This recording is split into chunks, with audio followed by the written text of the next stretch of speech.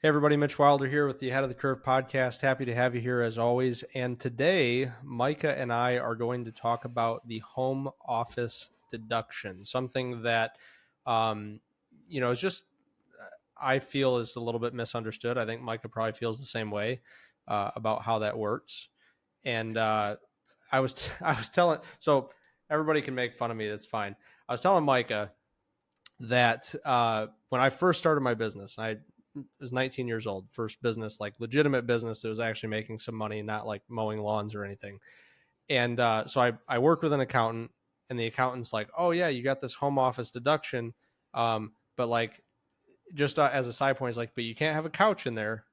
And I was like, oh, okay.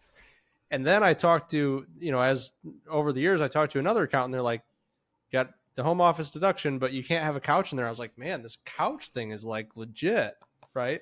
And then I'm talking to Micah, and Micah's like, yeah, that's not a thing. Like, they didn't know. So, like, I don't know if that was some sick accountant humor, but I heard it twice, and I thought it was legitimate. Not. It's not. So, Micah, tell us Yeah, I'm about still tell us. Yeah, I'm still struggling with that one I a feel little bit like they because were. I feel like they were trying to punk me. Like maybe they knew each other. just try and get you not to do this Right. very specific myth that exists only for you. Right. I mean, what I'm kind of guessing they were getting at was, and we'll go through this flow chart that the IRS provides that gives a lot of clarity to this.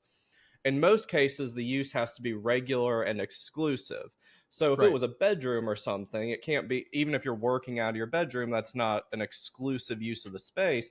But just by having a couch in your office doesn't, I'm not sure how that's the, especially like that's the main thing they're focusing on. Like that is the exclusive barometer of whether or not it's Right. deductible.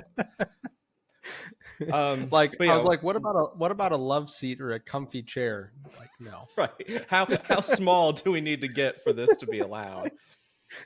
They're like Um, one chair uncomfy in the corner. I'm like, all right. right. No cushions. No Wood. cushions. You better be careful if there's like even a little carve out in the wood too. Right. They will see that and they will disallow the whole thing. So Jeez. we're doing this video just because we get this question a lot, and in the CPA firm, this is one of, especially for new business owners, this is one that people ask a lot just because I think it's sort of recognizable. It seems like sort of a free deduction because I've got my house already. Why now I can expense part of it, and it sounds good. And there's nothing wrong with the home office deduction. It is perfectly legitimate. We don't deal with it a ton in our practice. I'm not the biggest fan of it, which we'll go through the reasons why. But the main sort of four reasons that I'll talk about is one, that there's an increase of audit risk. Two is that if you're itemizing your deductions on the personal side, most of those deductions that you're doing with the home office deduction are deductible elsewhere. Three is that there's a pretty high chance of the home office deduction being disallowed. And four is that it will increase your taxable income in the future in most cases. So Okay. those are kind of the downsides that I like to always talk to clients about. And when we go through those, some choose to move forward with it. Some say, no, that's a lot of hassle for not as much benefit as I thought. But I think maybe the best place to start, Mitch, would just be going over this flow chart that the IRS provides. Yeah, So I'm let's do going to that. share that. Well, and I think now, especially with moving past COVID, you still have a lot of people who are working out of their home. Like my studio here is Sure. is also my office. It's out of my home. It is a completely designated area, um, but it still is like we still have a lot of, and we've even looked at getting another office space. But honestly, I would probably still work here. Even if we Right. had an office space, like I'm just comfortable here. Well, So I think a and lot of we've people have got this question now. You know, sure, and we've got office space, but over half of the team just works from home 90% of the time. And we were already fairly digitized, but COVID, I think, pushed that, just accelerated that probably about 30 years or something for a lot of yeah, companies and industries. But the flow chart we're showing here, and this is weirdly gotten a lot more simpler than it was pre 2018. because before they Something gets redid the simpler tax with the code. IRS. Is that possible? Yeah, well, they got rid of you're no longer able to take unreimbursed employee expenses. If you're a W-2 employee, you used to be able to, in theory, take those expenses. They just got rid of that completely. So this flow chart previously used to have all these caveats of, well, are you using this for your own convenience, your employer's convenience, all this stuff. Now you can kind of see is, do you use this as an employee? No, you cannot take this deduction anymore. Got it. But I don't know the easiest way to go through this, but it makes it really, really clear. And we start with, is part of your home used in connection with a trade or business? If you say no, you don't get a deduction. So let's say it is used, which it needs to be. It, of course, needs to be used in relation to your business. Legitimately. And you say, yes. Okay. Do you use part of that area as an employee? Yes. Nope. You can't take the deduction. But let's say you did it. You don't use as employee. You're not an employee at all. Is the use regular and exclusive? So let's talk about, you've got a bedroom that you've got a desk in there. That's not an exclusive, right? And a couch. That's not an exclusive use. So no. All right. But you are using it regularly and exclusively. Is it your principal place of business? Well, if it is, boom, you get to take the deduction. That's easy. But let's say that it's not your principal place of business. That doesn't automatically kill it. But they ask, do you meet patients, clients, or customers in your home? If you do, it's allowed.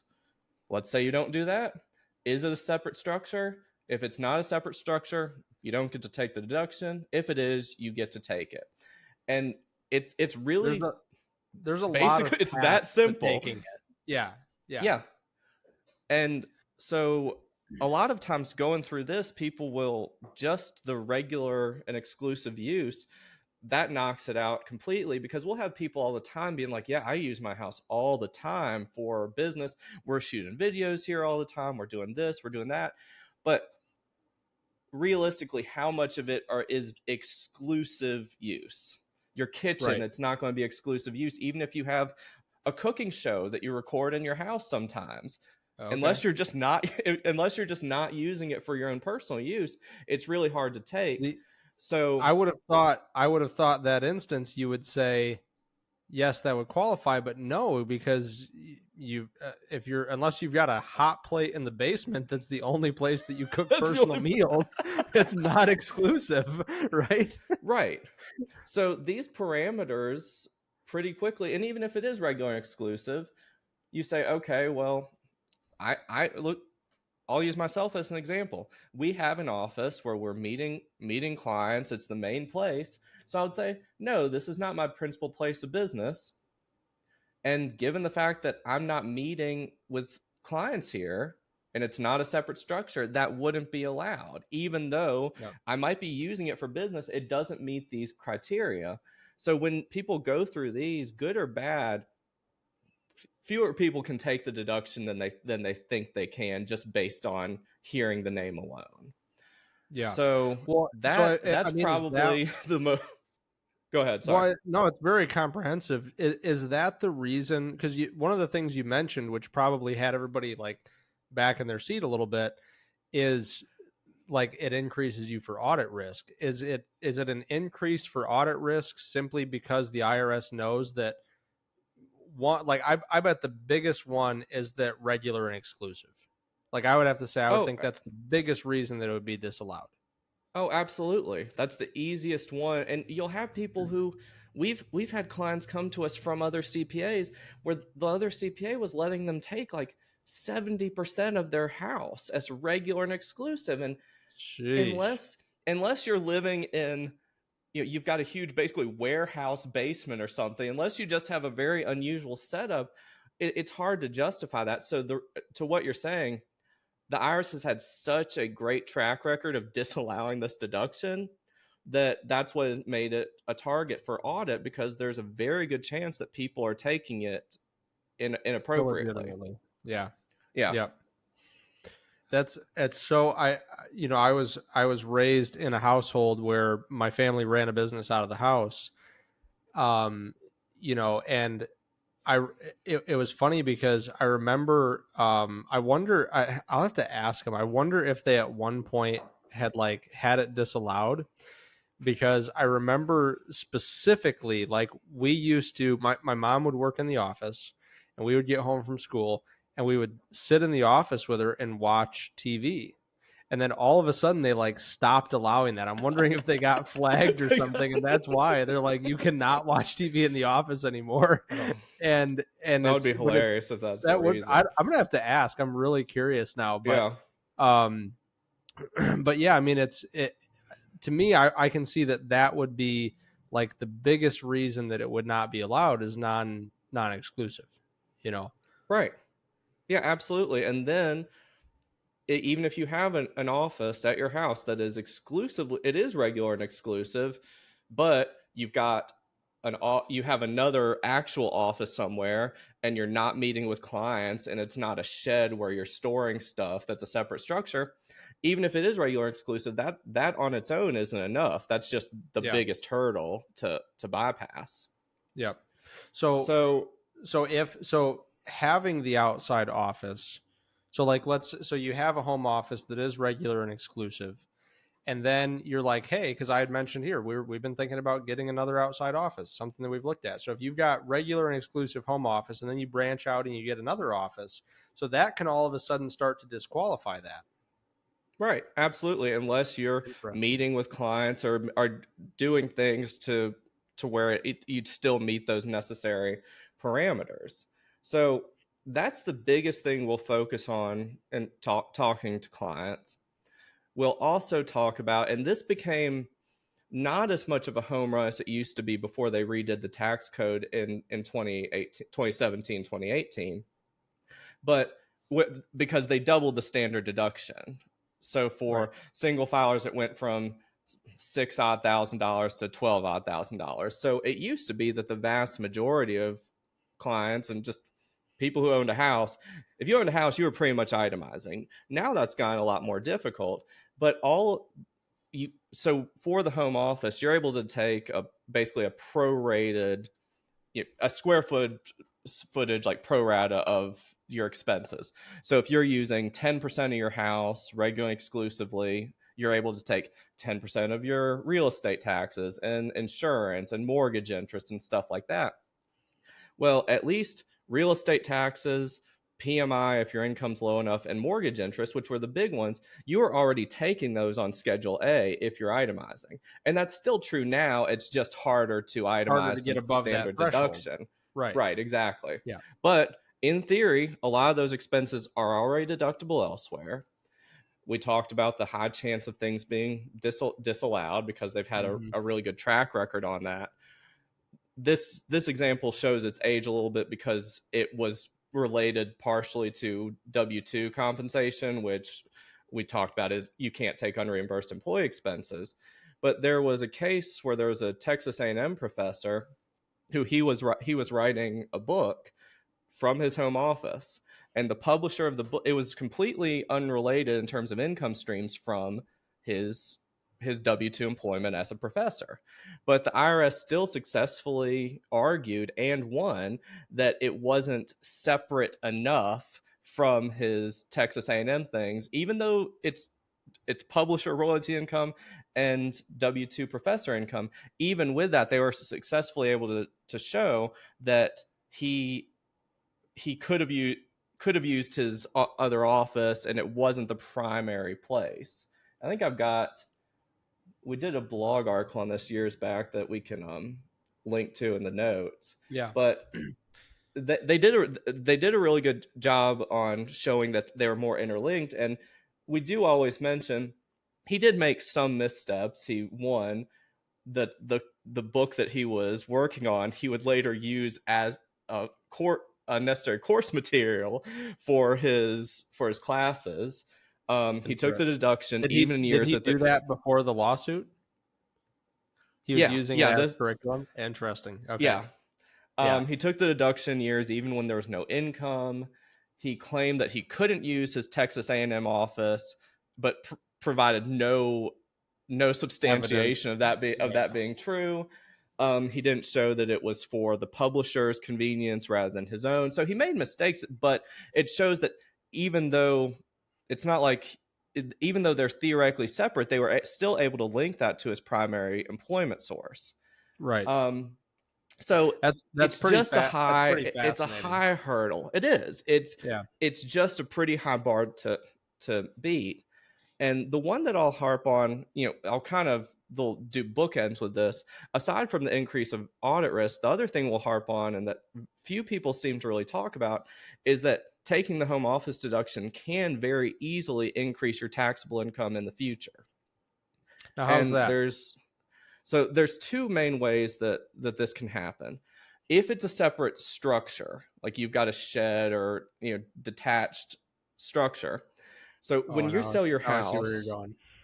so when you sell your house, you're allowed, if you're single, to exclude up to a $250,000 gain, a $500,000 gain if you're married.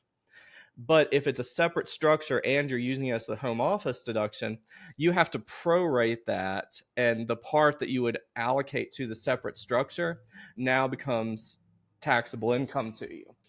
So Okay. you would have a capital gain in an instance where otherwise it would not be a You would not. taxable capital gain. Is So that that one only can for a separate structure, or does that also only apply? for a separate Okay. structure. I can't remember when they changed it. It used to be that it was true either way, but then they said no, if it's just a room in your house, you don't have capital gains on that. Sure. But That if makes you do sense. have a separate structure, that could really We're gonna wallop you get you. hard.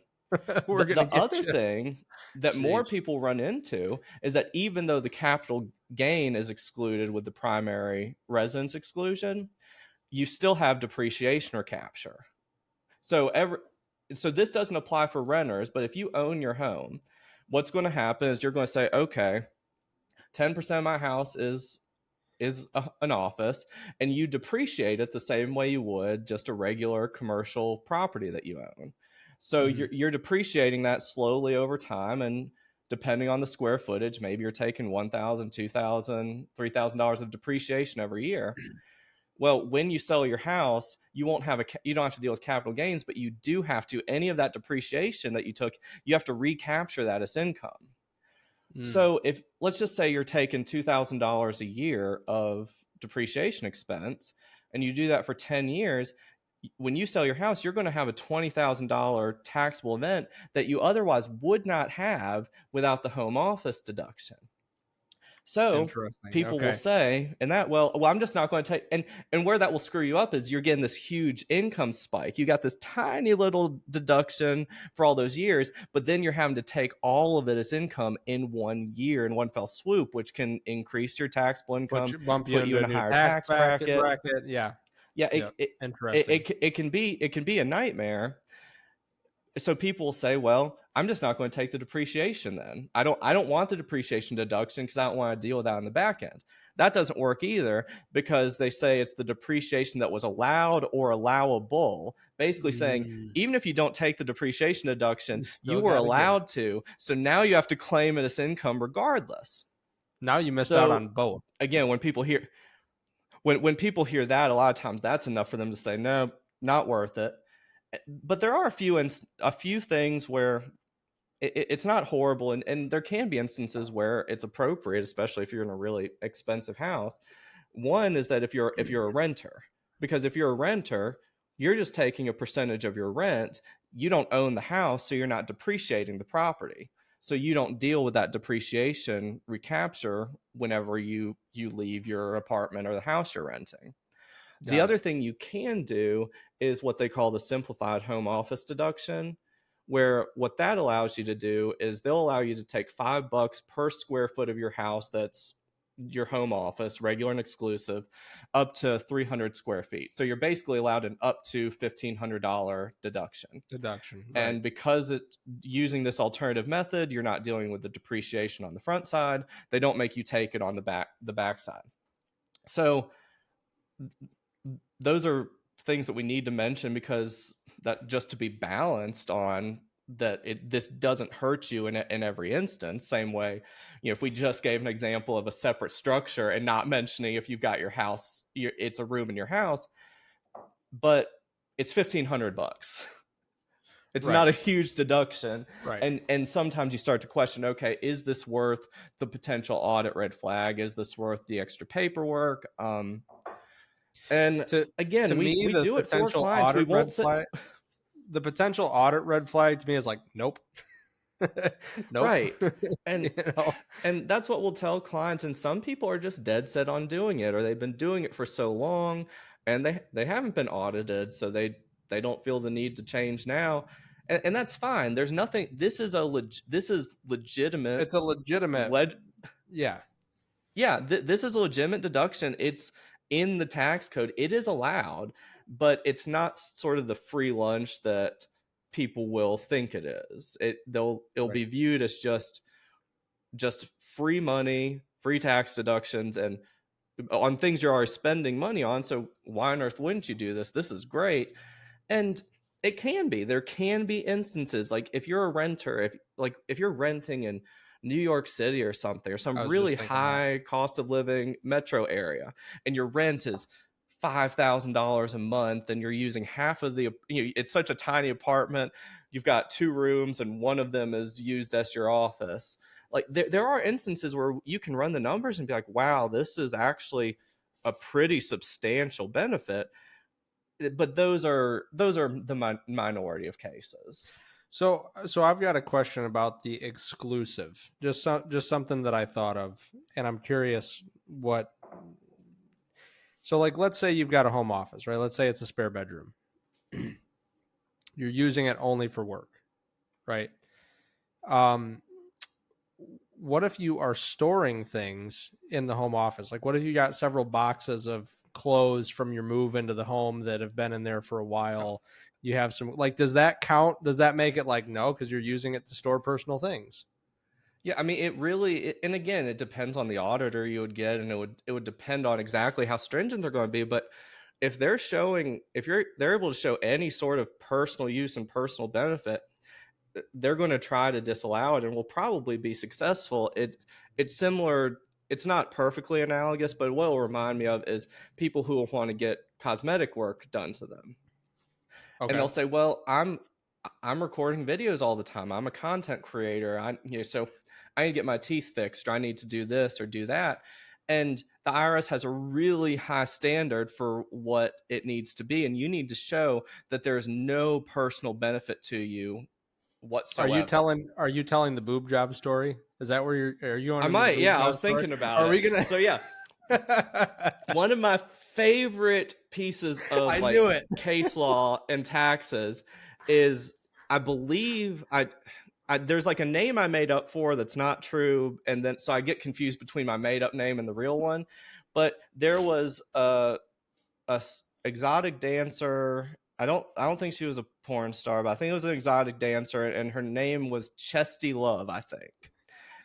And she had gotten, it was some like You do outrage. realize that we just had to increase the rating and like on this YouTube video, Just right? one. But I can't remember what it was, but she had gotten like multiple surgeries just to have some like, quadruple G, or just something that's just this, like, was this outlandish breast implant size.